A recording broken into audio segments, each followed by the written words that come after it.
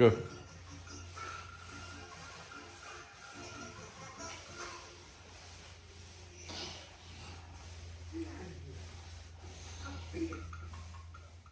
It's taken me 5 days to recover from the last session of Good Mornings.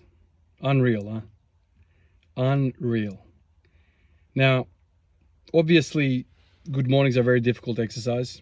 The eccentric loading through the hamstrings to the whole posterior chain is probably some of the toughest eccentric, loading an exercise can have, really. You're basically folding over with a weight on your back. And I don't think any other movement can load with such great leverage. So the hamstrings, the glutes, the core, lower back, all of that is getting huge disadvantage in this position. So that's why the damage to the body, let's say damage, is really, really severe. So it took me 5 days. And now this is coming from somebody that squats every day. I've done wide. I've done all sorts of different stances in the last, I don't know, 2, 3, 4 weeks, something like that, since starting this conjugate thought experiment. And I'll do some Good Mornings and I end up almost freaking, taking a week off. So what do I take away from this? Well, one thing is like, this whole year I haven't really trained hamstrings at all. I've taken upon myself to completely go into the squatty type of movements and avoid the hingy type of movements.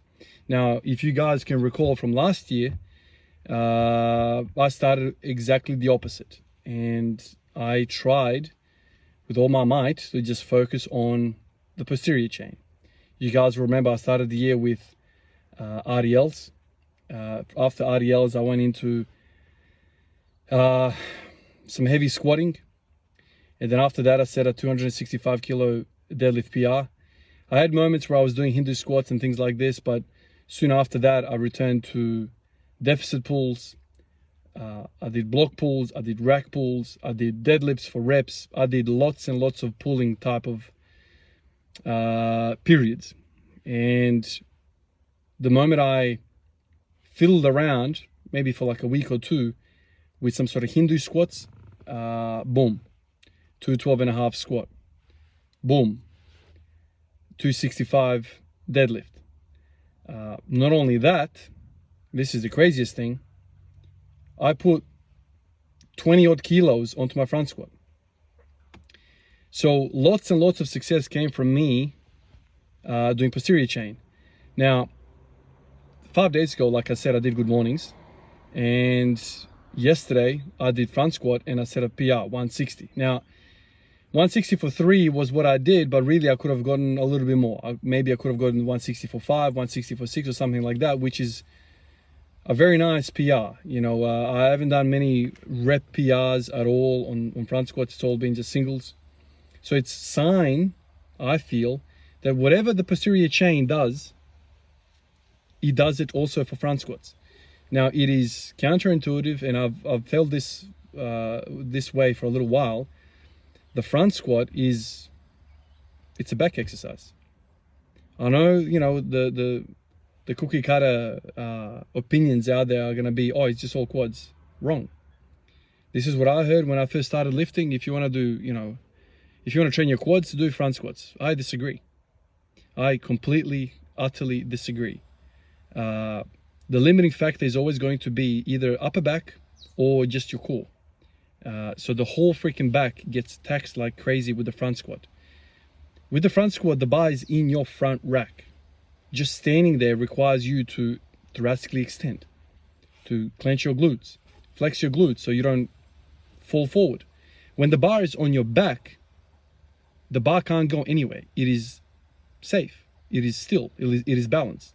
And so I would say, if you want to train your quads, do back squat for high reps, not front squats.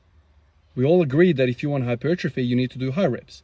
Now, how the hell can you survive a high rep training session with front squats without absolutely dying in your upper and middle back? That is the rate limiting step. It makes no sense, to use the front squat as a quad exercise. It makes no sense to me at all. Back squats, the limiting factor, at least for me, is the pushing power. It's the pushing power. So anyway, that's what I did last year. I ended up hitting a pretty good front squat a PR of 180 and 182 and a half. And the moment I introduced a really, basically the king of all posterior chain exercises in terms of like isolation of the hamstrings, the good mornings, a few days after that, I start to feel oddly comfortable in the front squat. So much so that I hit 160 for 3. So the lesson here is that whatever it is, I don't quite understand it, but I need to train my back.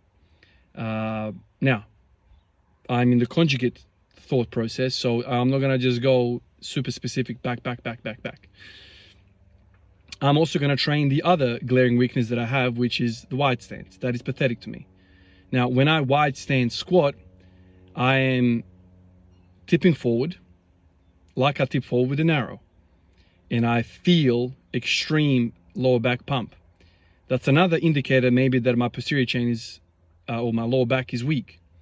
So when I do good mornings, the wide stance is supposed to feel better, and my front squat definitely feels better. And so there's a reoccurring pattern here that I'm kind of sensing, and that's I need to focus on posterior chain stuff. Now, last year I really focused on heavy ass weight, so working up to 260 on a rack pull, working up to like 250 on the block pull, deficit pulls I went up to 240, all very heavy. I think I did some triples here and there as back off work. It was all very heavy. This time around, my feeling is I'm going to spend a lot of time with good mornings.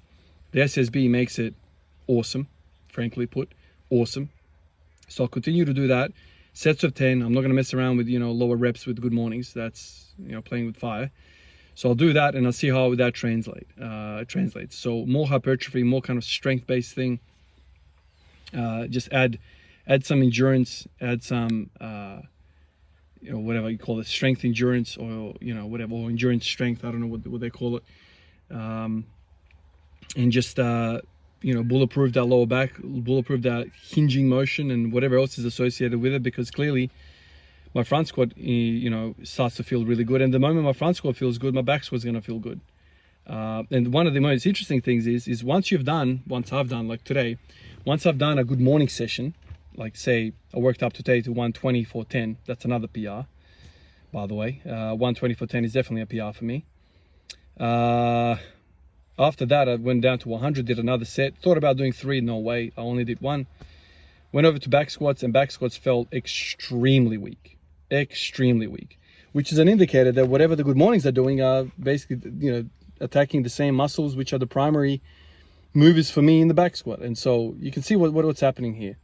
You do good mornings, is going to cover all bases, essentially, in terms of squatting, which is interesting because this whole year, like I said, I've come in with, I need to do more squatty movements to improve my squat rather than hingy movements.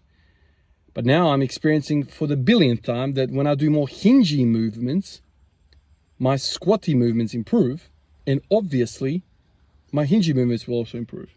So what is the lesson here? Do hinge movements. It depends on who you are and how you're shaped and all the rest of that stuff. It's not going to be, fold proof. There's going to be people who find, training more leg strength is going to be better for them, as in squatty movements. I'm just telling you what works for me. And, sometimes I get criticized on here saying, oh, you're giving bad advice. I'm simply sharing my experience in this journey and talking my way through what my thought process is. So if you feel like I'm giving you bad advice, I'm sorry about that. I never set out to give advice. I'm just basically telling you what I'm experiencing. And if you are experiencing similar things, it might help you as well.